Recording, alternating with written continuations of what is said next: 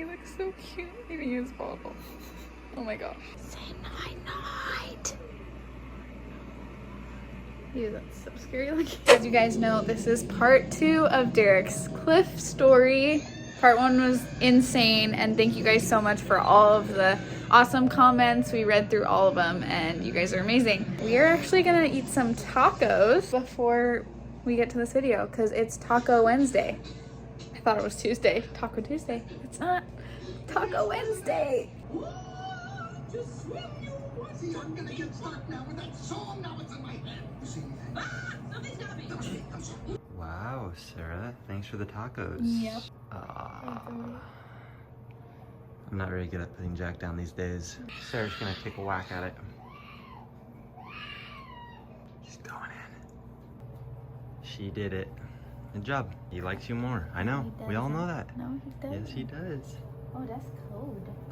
Go turn it off. In case you didn't notice, that's our window and it's black, and that doesn't normally happen. Nighttime YouTube.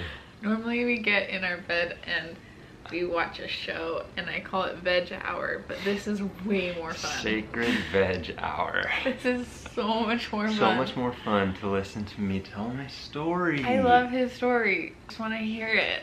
You do? Yeah, I've never heard it before. Seriously? It's crazy. Okay, sweet. I'll tell you my story right now. Okay, awesome. Part 2.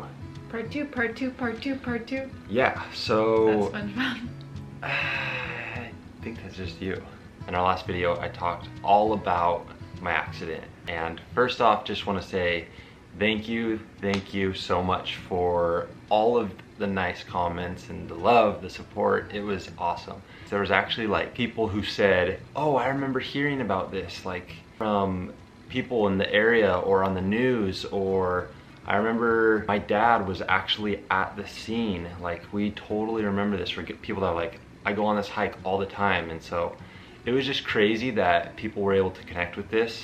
And the internet is insane. I hope that it could help you guys. That's really why I wanted to share the story, just to be able to help anyone going through similar things. And it just feels good to like let it out, you know? So like, finishing off from the first story, I thought I was Superman.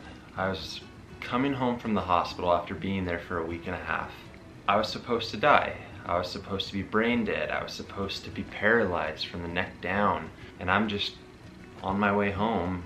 Obviously not feeling super good, but just stoked that I was like totally fine. So I was still in school. This was actually my spring break that I spent in the hospital. It was an epic spring break. And so I missed the last 2.5 months of school. Derek said a joke and it kind of went over my head. So, he said I was supposed to laugh. She was supposed to laugh at me and she didn't laugh. So we redid it and I said, Sarah, now laugh. I'm laughing.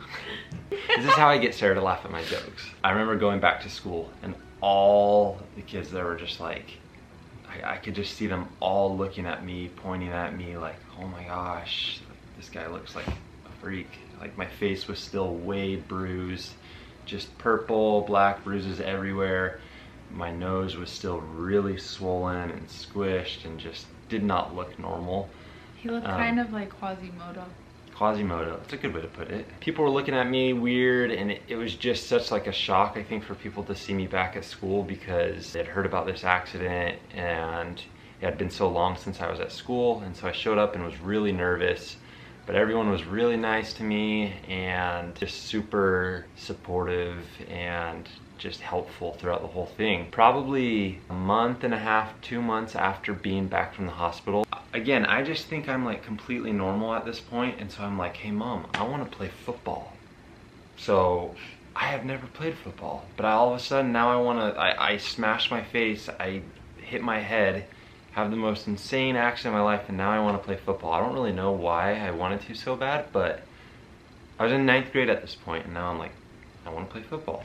So I played, and looking back on it, I am kind of like, dang, why did I do that? It led to a big love for the sport. I had a ton of fun doing it throughout high school, but it was just kind of crazy. And so that's why I felt like I was kind of invincible. I was like, okay, I'm playing football. Now I'm going on and I'm gonna play basketball. I had to wear this face mask, but I was like, still, I'm playing all these sports that I probably shouldn't have been able to play. I'm living life, I'm doing good in school. This is the most insane thing to me, is before the accident, like I said in the last video, I was kind of in a weird spot in my life. And when it came to school, I did not care about it at all. My grades sucked. I didn't want to do any homework. I was a trouble for every single teacher that I had. It was just a disaster, and I was not on a good path. After the accident, I got my first straight A's all through 9th grade. Went into 10th grade, did really well, and all through high school I was able to do pretty well with grades. I think I just felt a desire to work harder. Like, I'm alive, I'm here for a purpose, I gotta work harder. And so I started to do that, started to work extremely hard in sports, and things just started going really well. So yeah, go through my high school career, I played basketball, I played football, had success with them, was a normal kid, like completely normal. So I thought. Looking back on it now, I realized a lot of things that I was struggling with. I didn't realize at the time that I had some heavy OCD, anxiety. I wasn't able to pay super close attention and process things, but I always just thought that that's how I was, that I was just kind of like a little slower to process like what's going on in class, but I work extra hard so I can get it. But it just really spiked when I was in high school. I would just brush it off. I'm like, this is stupid. I don't want to go get help for this. I don't want to get medication for this. I'm totally fine. I don't need this. The only thing that kind of happened as far as like an after effect goes that was really noticeable to me was my junior year of high school. Literally just one day showed up to class and all of a sudden I couldn't write with my right hand anymore. Like, my hand wouldn't move how it was supposed to, and my writing was like so terrible, and I had really, really good handwriting, and I just couldn't get it to work, and it made me so mad. I eventually, like, the only way I could write is if I tweaked my hand like this to get support. I was so confused, and everyone was kind of like making fun of me for it, and I was laughing along. I was like, this is funny, I can't write with my right hand anymore. Like, what is going on? I've ended up just learning how to use my left hand, so now I write with my left hand. I ended up getting, I want to say, 2 concussions from football. And then a snowboarding accident as well in high school, another concussion.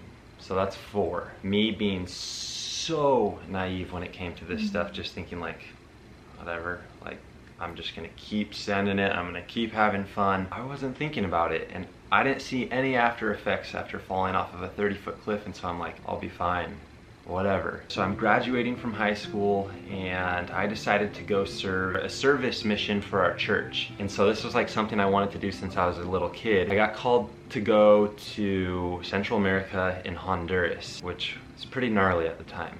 When he says pretty gnarly, it was the murder capital of the world at the time. It's not stressful at all. Yeah, it was insane, but I actually only ended up being out there for 6 months. Things were going really well, but there was a lot of stress, like serving a mission. It was scary, it was hard, it was super awesome, and I liked being there, but this is when everything started to happen. Like, every little after effect that I didn't think existed started to come out. So I'm riding home to my family one day, and all of a sudden I cannot process anything. And everything looks super blurry. I'm so confused what's going on. I'm like, wait, where am I right now? So I was like, oh man, I need some water, gotta go get a drink, gotta eat something. I did that, didn't get any better.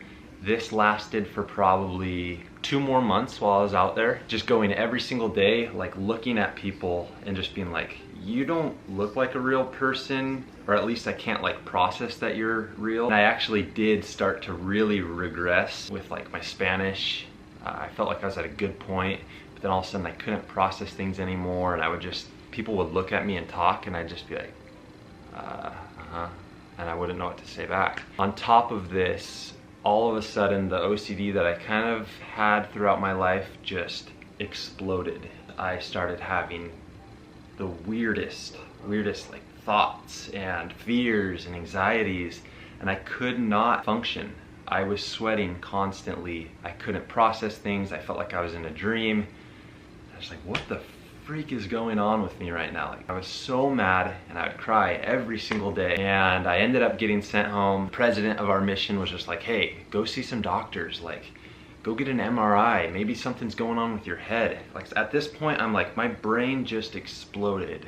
That's what it felt like. So I'm like, okay, I have a head problem or I have some tropical disease that I need to go get checked out. So I went to those doctors. I went to neurologists.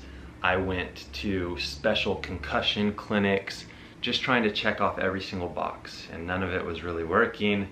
I was depressed, I was sad, I wanted to go out on my mission and felt like a loser, felt like a failure. I didn't want to do anything. I did not want to leave my house. I would just literally hang out with my dog and my mom and my dad. Like, my parents were freaking awesome throughout all of this. They did literally everything they could do. It was all very new to them, so they're just constantly like researching what doctors I should be seeing, like why is he feeling the way he's feeling, just doing everything they could to help me.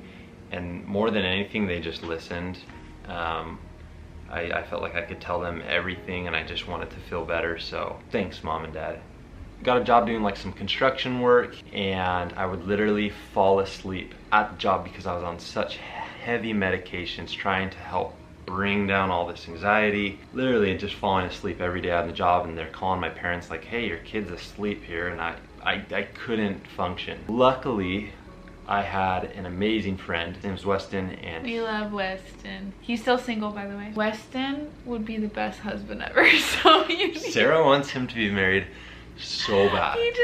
Anyway, I mean, if you're single out there, he's a really great guy. Hit up Weston Price. He was the only one that was like getting me to go do stuff and was really good about just, you know, getting me out. But this is where Sarah comes in to the story. So Weston's like, dude, we need to go do something fun. Like, I have a friend, he was my friend too. He's like, Leo wants us to go on this hike. We're gonna go hike Mount Timpanogos. It's in Utah, it's the tallest mountain. It's a pretty freaking long hike. You mean, when he says long, it's not like a 2-hour hike, it's an 8-hour hike. This is where I met Sarah, and this is all in our love story if you haven't seen that. We met on this hike. I'm in a weird place at this time. I have zero interest in doing anything. I hadn't been on a single date. I had hung out with girls a couple of times, and Sarah's on this hike. And I'd been on lots of dates, and I was so sick of boys. So it just didn't seem like you were supposed to be like hanging out and dating at that time, but that's how it ended up happening. This is August of 2015. I came back from my mission in March. Met Sarah in August, and for the first time in my entire life, I've said this in other videos, but it was like light was back in my life. I was interested in her. I finally like felt like I had a reason to get up and like go do stuff. I wanted to hang out with her. I felt just a spark inside of me. I had not felt that in a long time. Like, I'm not exaggerating here. My life was depressing, suicidal thoughts, anxiety, everything that I did not think I would ever think, I thought. It seriously was so different than what my life had been like before that, where everything was perfect for me. It felt that way, at least, and I was like, nothing could go wrong, and it just tanked. Sarah was really the only thing at that time that could pull me out of this hole that I was in. So we started hanging out a ton. I didn't think we'd end up getting married, but I don't know, things just progressed. Like, what was your perspective? So, as the fireworks are going in the distance, Sarah's turn to talk. It's me. Wow. I met Derik, and he was not really anything like the other guys that I had dated or gone on dates with, because he was just so nice and so nice, and I want to say pure. Like, Derik was just like the most pure guy that I've ever talked to in my life. And wow, these fireworks really add a nice dramatic effect. I think it was like our third time hanging out where I started asking Derik like about his mission, and he got like kind of more reserved about it, and I was like, you don't have to tell me like if you don't want to talk about it, because I had known that he came home a little early. And no, he's like, no, like I would love to talk about it. And he just opened up to me like the third or fourth time of us hanging out and told me everything. And I don't know, I feel like it kind of made me like him more, because I could see he was like just trying to push forward but didn't really like know how. I thought that me telling her would make her not like me at all, because it's like all these kids are out doing what they're supposed to be doing, and I'm kind of, I felt like a failure. And so, well, Derik just seemed like such a more real person than what I was used to. Derik was just so real about his experience and what he was going through and what was going on. And not only that, but he was so fun and so nice. Honestly, the nicest guy I've ever hung out with or done things with. And something about that was just really attractive. And he was just very humble. And I was like, I can't pass up this guy right here. I did notice though, like at the time he was like a little more shy and kind of quiet. And I think a lot of that had to do with some of the medications that he was on. So it kind of took more effort to like bring the life out of you, I feel like, which was kind of fun in a way. Like we would just go on dates and I'm like, we're not gonna leave this bench until you tell me like 10 fun things about you, or like couldn't talk to her. he couldn't talk. It was like, it was very endearing and funny most of the time, because I could tell he was just like either nervous or didn't know what to say, but it was really cute. It's kind of funny too, because like in high school I was the completely opposite person that I was after all of this. Like I never was like good at talking to girls, but other than that I was very like animated, outgoing, just always loud. After experiences that I had out in Honduras and coming back, I kind of just did a big 180, and he was a little turtle in I was a a little turtle in a shell. I probably saw 15 different doctors, it felt like. And they're just like, here, take these drugs. Here. Take these. Take them. You should go see this psychiatrist. He'll give you, or he'll help you a ton. And they'd Not give me that these there aren't medications. awesome They're medications. all great. I think you were just on, he was on too high of a dose and he didn't know. At the time though, it was the only thing that felt like it was calming me down. Just the big side effect was I was really tired. Fast forwarding now, yeah, he's on a different medication that doesn't make him tired, that's way better, that still is him, and I feel like it's important to just find one that actually works for you. Yeah, it took a long time to realize like what I needed. We were just bouncing from doctor to clinic to chiropractor, doing acupuncture, doing all these like holistic approaches, getting my brain scanned, just finding out that nothing looked wrong with it. And I'm like, I'm so fogged in my head. Finally, some doctors were telling me like, look, you have brain fog. And that was like my first time hearing about it. I'm like, brain fog? Like, yeah, you have brain fog, and there are ways to make it better. It may last for a while, it may last for a little bit. So I still have the brain fog, but it's definitely getting better. I actually ended up going to a concussion camp 2 years into our marriage. It was a week-long camp where I went 9 to 5 every day and just did all these different exercises, got off all medication, just took a complete natural approach, and it really, really helped. Now, 2 years later than that, or almost 3 now, I'm back on medication, and I think just a combination of both of those has been what's helped me most. If you hadn't seen our video about us being really young, getting married at age 20, 19, the big like block in the road when we were trying to get married was like the stuff going on with my head. It had her parents really worried, it had my parents really worried, it had us just like, okay, we're taking a huge leap of faith. But honestly, Sarah just was the only thing that made me feel like myself, and I was like, I want to feel like this for the rest of my life. And I feel like I'm becoming more of myself every time I hang out with her. I'm interested in things that I used to be interested in. Getting married to her was by far the best thing that's ever happened to me. Our first year of marriage was tough, trying to figure out like, all right, now we're together 24/7. We got to figure out how you can cope with these things, and if we want to ever have kids, and you know, you have all these ambitions, you want to be successful in school and whatever. And she really helped me get to the place that I'm at now. I have never felt better in my life. Jack's here, my dad. It's so weird to think. It literally feels like I fell off that cliff. Not just a dad who's like the best dad. Thanks. Honestly, this has been something that Sarah has been, I cannot tell you guys how patient she has been throughout all of this. Like, please tell her how awesome she is, because it has literally changed my entire life. Like, this situation could have gone a completely different way. Even after meeting her, she could have reacted differently. She could have let this really like just change her life in a negative way, but she decided to be super positive with it, and has, whatever decision I made or whatever help I needed, she was very supportive and has always been trying to even get help for me before I do. It was really nice to have the support from her. We definitely don't know what the future holds, but based on what I feel right now, I feel awesome. We're like parents, and I graduated from college.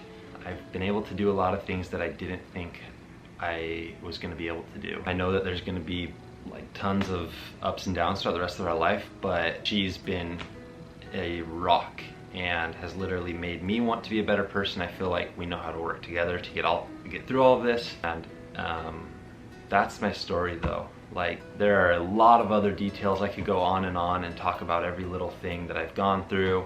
I feel like your story is like so important to a lot of people, because you were in such a bummed out, dark place, and looking back, that was a super hard time, but it probably seems like it was like this much now compared to like where you're at now. And I think people that are in dark places like feel like they can't get out of it, but you did, and it's possible. And I think your life can be better than you ever imagined that it would be. 100%. And ask for help from people. I think you'd be surprised how many people were wanting to help you and lift you out of that if you're feeling so sad. So yeah, there is always light at the end of it. And if you don't have friends to talk to, just talk to a therapist. Yeah. They're great friends. I saw a couple therapists. That was awesome.